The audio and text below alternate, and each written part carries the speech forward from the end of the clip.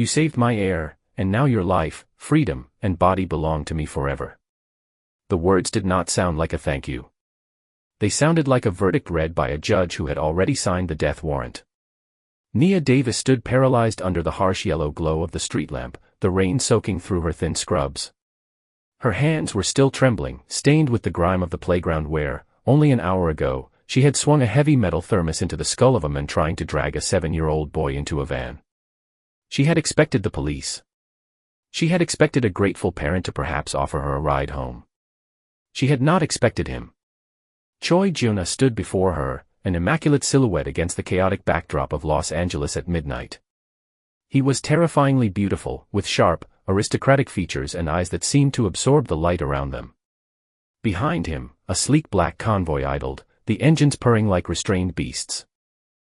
The boy, Minjun, was already asleep in the back of the lead car, safe, wrapped in a cashmere blanket that cost more than Nia made in a month.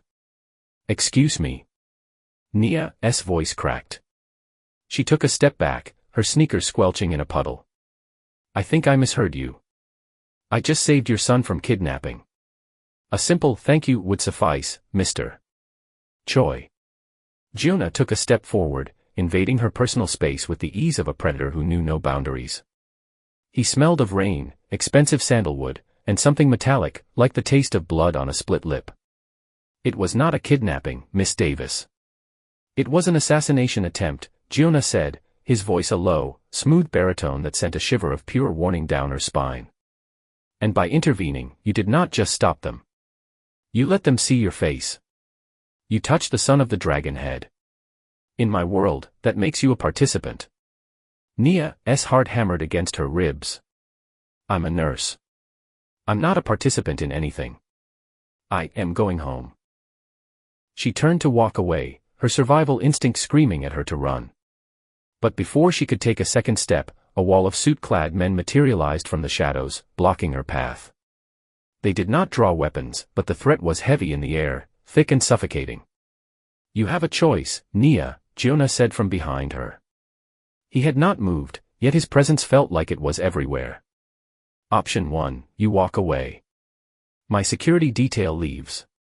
Within the hour, the men you embarrassed tonight will find you. They will peel the skin from your bones to send a message to me. They will make your death slow, and they will make it public." Nia spun around, anger flaring through her fear. "Are you threatening me?" "I am stating a fact," he replied, his face devoid of emotion. "Option 2, you get in the car. You disappear from this life. You become mine. You live in my house, you watch over my son, and you exist under my protection. But in exchange, you surrender everything. Your job, your apartment, your name. You belong to the Choi family." "That's insane," Nia breathed, the rain mingling with the cold sweat on her brow. "You see, I not just own people. I own this city, Miss Davis. People are the easiest things to acquire." He checked his watch, a diamond-encrusted piece that glittered cruelly. "You have 10 seconds to decide before I get in that car and drive away. 10 seconds to choose between a closed casket or a gilded cage. 1. Nia looked at the dark alleyway where the kidnappers had fled. She thought of her empty apartment, her grandmother who had passed away last year, leaving her with no family anchors. 2. She looked at the men blocking her path. They looked like statues carved from violence. 3. "I have a shift tomorrow," she blurted out, the absurdity of the statement hanging in the damp air. "You had a shift tomorrow," Juna corrected, his eyes locking onto hers. 5. The roar of a motorcycle engine echoed in the distance, getting louder. Nia flinched. Was it them? The men from the playground? Paranoia, cold and sharp, pierced her chest. She looked at Juna. He was not looking at the noise, he was looking at her, waiting with the patience of a spider. 8. "Fine." The word tore out of her throat, desperate and defeated. "Fine. I'll go with you." Juna did not smile. He did not look relieved. He simply nodded, as if the sun rising in the east was just as predictable as her submission. He opened the rear door of the armored Mercedes. "Get in," he commanded softly. Nia slid into the leather interior, the warmth of the car hitting her freezing skin. As the heavy door thudded shut, sealing her in with the scent of sandalwood and danger, she heard the lock engage with a definitive click. She looked out the tinted window as the city began to blur past, realizing with a sinking feeling that she had not just been saved. She had been captured. The penthouse was not a home, it was a fortress of glass and steel suspended 50 stories above the city. For 3 weeks, Nia had lived in a world of suffocating luxury. Her room was a suite larger than her entire apartment, filled with silk sheets and designer clothes that fit perfectly, chosen by someone who had clearly studied her measurements while she slept. But the door locked from the outside. Nia stood by the floor-to-ceiling window, pressing her hand against the cold glass. Los Angeles sprawled below, a grid of lights and freedom that she could see but not touch. You rebrooding again. She did not turn. She knew the cadence of those footsteps. Giona walked with a silent, predatory grace that unsettled her every time. I'm not brooding, Nia said, her voice tight. I'm looking at the hospital. My shift started 20 minutes ago. They think I'm missing, Giona. They call the police.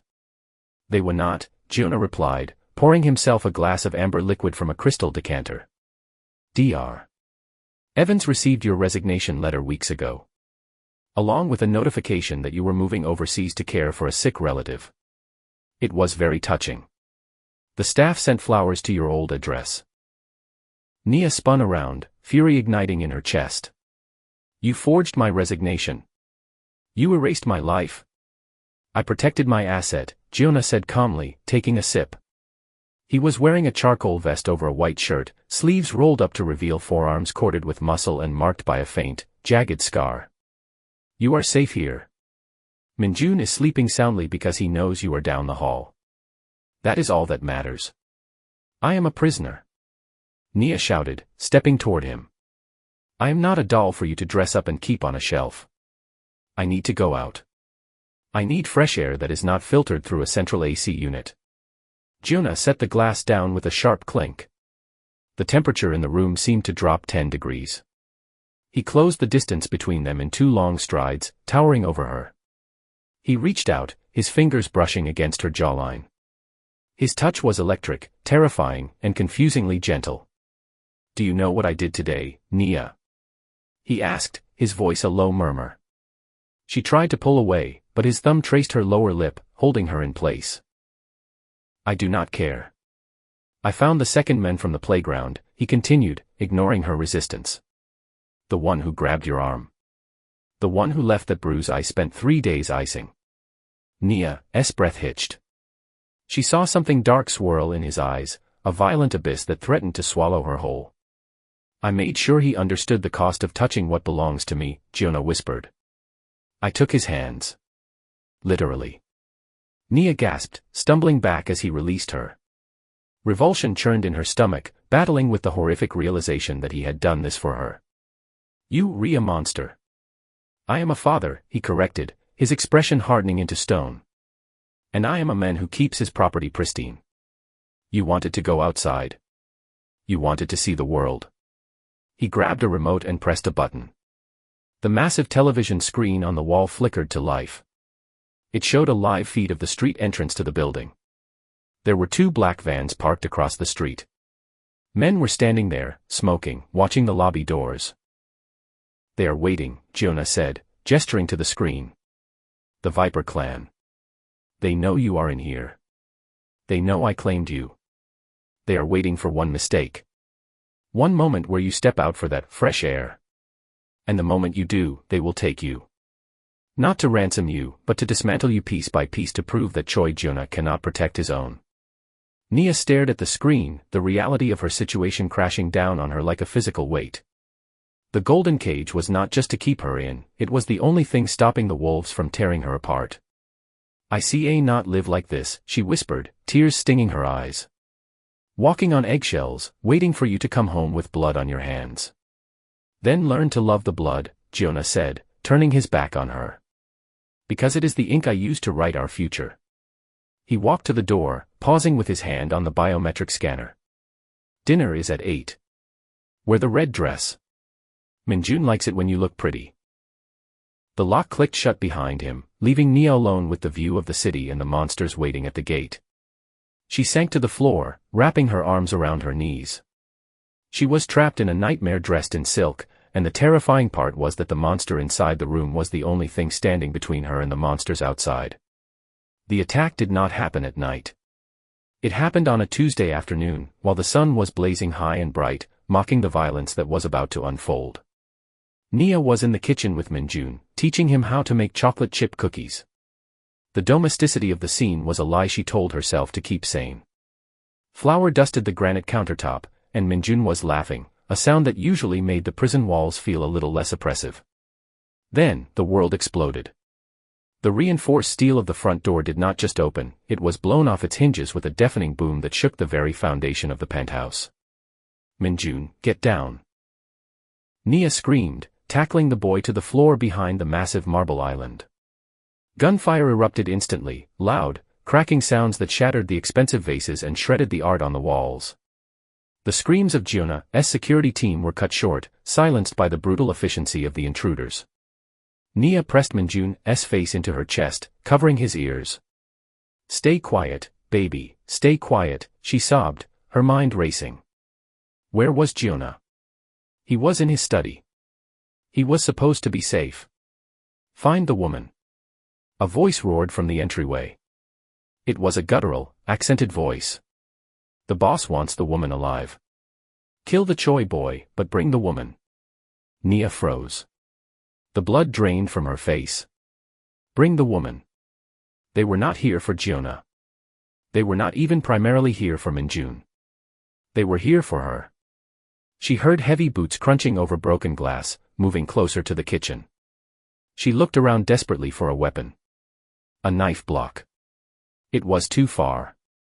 Suddenly, a figure blurred past the hallway entrance. Giona. He moved with a fluidity that was terrifying to behold.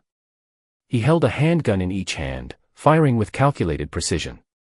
2 intruders dropped before they could even raise their rifles. But there were too many of them. 6 men in tactical gear poured into the open living space. Giona. Nia screamed as a gunman turned his weapon toward her hiding spot. Giona did not hesitate. He did not take cover. He did not fire back. He sprinted across the open room, throwing his body between the gunman and the kitchen island just as the rifle flared. Thud. Thud. Thud. The sound of bullets hitting flesh was a wet, sickening noise that Nia would never forget. Giona jerked violently, his body absorbing the impact meant for her and his son. He crashed to the floor, sliding toward her, blood instantly blooming across his white shirt like a horrific poppy. No. Nia cried out, grabbing his arm. But even as he fell, Giona raised his right hand and fired one final, impossible shot. It caught the gunman between the eyes. Silence descended, heavy and ringing. The remaining security team from the lower floors finally swarmed in, securing the perimeter, their shouts distant and muffled to Nia's ears. She looked down at the men who had held her captive. He was pale, his breath coming in ragged, wet gasps. He looked up at her, his eyes losing focus but burning with a frantic intensity. Why? Nia whispered, pressing her hands against the gaping wound in his chest, trying to stem the flow of life pouring out of him. They wanted me. You could have let them take me. Giona coughed, blood flecking his lips. His hand, sticky and trembling, reached up to grip her wrist. His grip was weak, but his eyes were fierce. You do not understand, he rasped. The bounty, it was on you from the start. Because you saved Minjun, you humiliated the Viper, publicly. Nia sobbed, pressing harder on the wound. Do not talk. I did not claim you, to own you, he choked out, the truth spilling out with his blood. I claimed you, because in our law, if you are mine, they have to go through me to get to you. It was, the only way, to give you a shield. Nia's world tilted on its axis. The golden cage had not been a prison. It had been a panic room. The threats, the control, the refusal to let her leave, he had not been keeping her for himself. He had been hoarding her away from a death sentence that had been signed the moment she swung that thermos in the playground. You stupid, arrogant men, she wept, realizing the depth of his twisted sacrifice. You took 3 bullets for me. You belong to me, he whispered, his eyes fluttering shut, his consciousness fading. And I protect what is mine. The emergency surgery in the private medical wing of the penthouse had taken 6 hours. Nia had not scrubbed in, his personal surgeons were better equipped, but she had not left the room. She stood in the corner, still covered in his blood, watching the monitors beep, counting every heartbeat that kept him tethered to this world. Now, 3 days later, the penthouse was quiet again. But the air had changed. The fear was gone, replaced by a cold, hard clarity. Nia sat on the edge of the master bed. Jonah was awake, propped up against pillows, his chest heavily bandaged.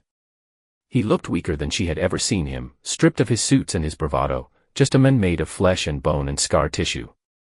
You should leave, Jonah said, his voice raspy. He refused to look at her. The vipers are broken. My men wiped out their leadership while I was in surgery. The threat is gone. You are free, Nia. The debt is paid. Nia looked at him. She looked at the men who had kidnapped her to save her life. She thought about the normal life waiting for her outside, the lonely apartment, the grueling shifts, the empty silence. Then she thought about the moment the gun went off. She thought about the fierce, consuming fire she felt when she realized he was dying for her. She stood up and walked to the door. Jonah closed his eyes, a mask of pain tightening his features. He had expected this. He had resigned himself to losing the only thing that had made this fortress feel like a home. But the door did not open. Instead, the lock clicked. Click. Jonah's eyes snapped open. Nia walked back to the bed. She did not stop until she was standing between his legs. She reached out and placed her hand flat against the bandages on his chest, right over his heart. It beat strong and steady against her palm. You said my life belongs to you, Nia said, her voice steady, devoid of the trembling fear that had defined her existence for the past month. I released you, Jonah said, confusion warring with desire in his dark eyes. You do not get to decide that, Nia replied. She leaned down, her face inches from his. You told me that loving the blood was the only way to survive. I see it now. The world out there is chaotic and cruel. In here, it's cruel too. But in here, I have a king who bleeds for me. She saw the change in his eyes, the shock giving way to a burning, possessive hunger. Nia, he warned, his voice a low growl. If you stay now, the door never opens again. There is no going back. You become the mother of a crime lord's son. You become the target. You become the queen of a kingdom built on bones. I know, she whispered. She thought of Minjun sleeping down the hall, the boy who called her Angel. She thought of the power she felt when the security team had looked to her for orders while Jonah was under the knife. She did not want to be safe. She wanted to be his. Nia leaned in and kissed him.